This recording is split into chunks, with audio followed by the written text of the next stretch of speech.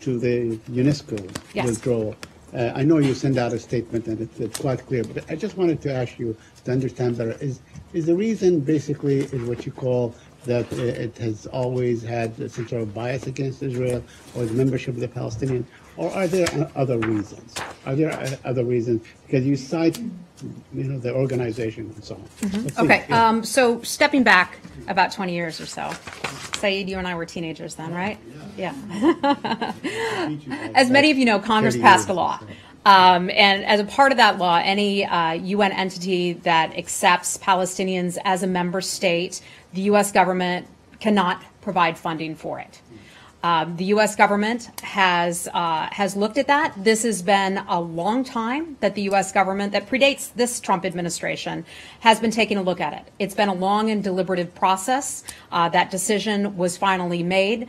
A couple things went into that decision making. One of them was a look at the cost-benefit analysis. As many of you know, we were in arrears to the tune of $550 million or so. And so the question is, do we want to pay that money? And do we want to pay more money going forward when there's actually a law that says the UN entity that accepts Palestinians as a member state can no longer receive U.S. funding? So that's part of it, financially, okay? Second part of it is we'd like to see overall UN reform. And as a part of that, I'll just include this in that. Ambassador Nikki Haley has talked a lot about the importance of reform at the United Nations and in entities such as this. We'd like to see the politics kept out of it. And we see with this anti-Israel bias that's long documented on the part of UNESCO that that needs to come to an end. So the United States made the decision after a long deliberative process to pull out.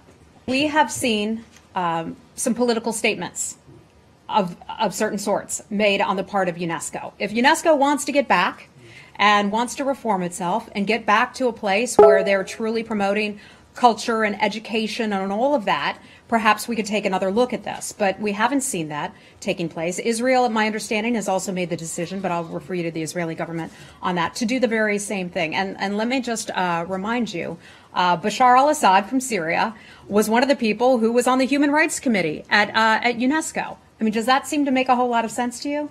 Well, you're probably aware the Bush administration, W. Bush, when it rejoined UNESCO in 2003, I think it was, they made the case that having a seat at the table, being present in the debate and discussion, would actually be beneficial to Israel and would tamp down some of the anti-Israel bias that you're talking about here. Does this administration doesn't look? All I can say is that this administration and the previous administration had been taking a long look at whether or not the United States should remain a member of UNESCO, and they made the determination that we were going to pull out. Well, in fact, previous administrations, I just can't comment on. But the immediate previous administration was actually looking at ways to work around the congressional mandate on funding. I understand. That is something. But I just want to be clear that this review of sorts has been underway for quite some time. Is it fair to say that this current administration is no longer trying to find a way to work around the congressional prohibition on funding? Well, I think we've made our determination, and that is to pull out of UNESCO at this time. Right. So, in other words, they're never going to get their money unless that you owe, unless they reform and you rejoin. I'll leave it at that. Okay.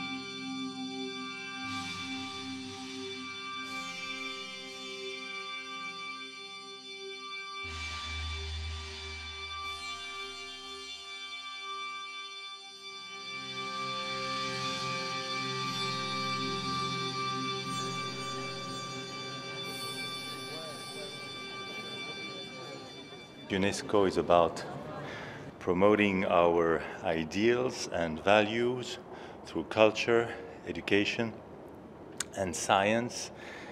These values and ideals are very much part of France's DNA, but also America's DNA.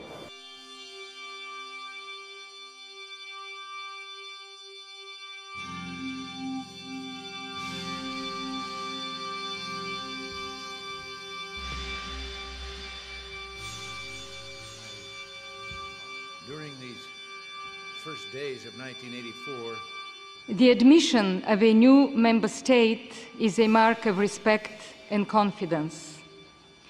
This must be an opportunity to strengthen the organization and not weaken it, a chance for all to commit once again to the values we share and not to be divided.